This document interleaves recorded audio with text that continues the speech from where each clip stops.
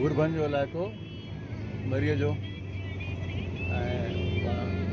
गुज़री रहिया आहियूं। असांखे वरी माल रोड वञिणो आहे मरीअ जे ककर मथां वॾा वण सावा चिचियूं हर तरफ़ ख़ूबसूरत मंज़िल शहरी आबादी जी आबादी बि आहे। भूरभंज जो हीउ इलाइक़ो आहे ऐं ॾाढा ख़ूबसूरत मंज़र तव्हां ॾिसी रहिया आहियो। चालियूं इंतिहाई ख़तरनाक नवनि माण्हुनि लाइ वॾो मसइलो थियो वञे। वरी बाज़ार आहे लाॻी तो हाणे मरी हलंदी पोइ मरी भूरभंज आहे होशियार पर होशियार गुज़रियो हाणे भूरभंज आहे ऐं बाज़ारूं ये कश्मीरी बाज़ार मरी हाँ ये कश्मीरी बाज़ार मरी आहे। वण टण सावा ऐं हीअ होटलूं गोश्त जा मार्केट ऐं फ्रूट दुकान मुख़्तलिफ़ क़िस्म जा दुकान आहिनि होटलूं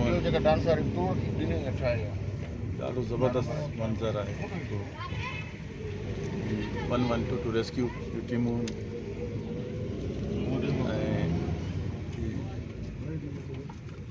रश आहे ॾाढी तमामु घणी। अञा त गर्मियूं आयूं ई न आहिनि पर सियाह पहुचणु शुरू थी विया आहिनि जंहिं सबबु ट्रैफिक आहे रस्ते सां तमामु घणी।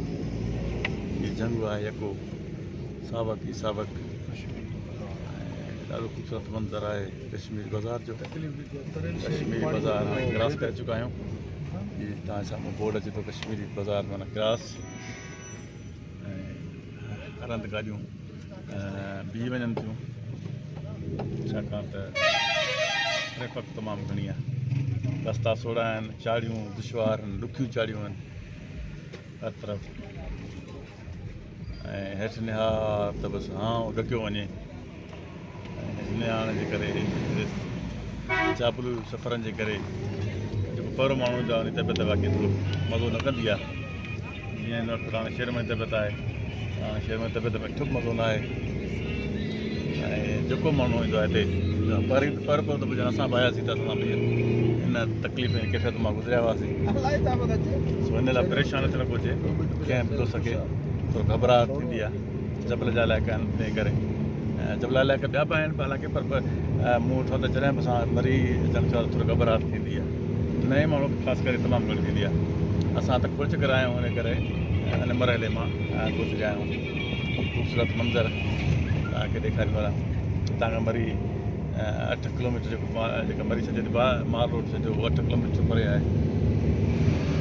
ख़ूबसूरत मंज़र ऐं जेके ककर आहिनि बादल आहिनि उहे ख़ूबसूरत मंज़र पेश करे रहिया आहिनि। तमामु ज़बरदस्त दिलफ़रेब मंज़र आहे दिलि खे छहंदड़ मंज़र आहिनि हिते जा।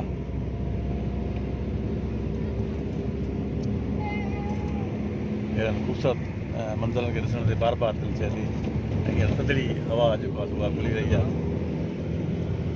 ज़बरदस्त हवा। रस्ते ते अॻियां जेको मंज़र ईंदो उन ते वरी तव्हांखे आगाह कंदा रहंदासीं।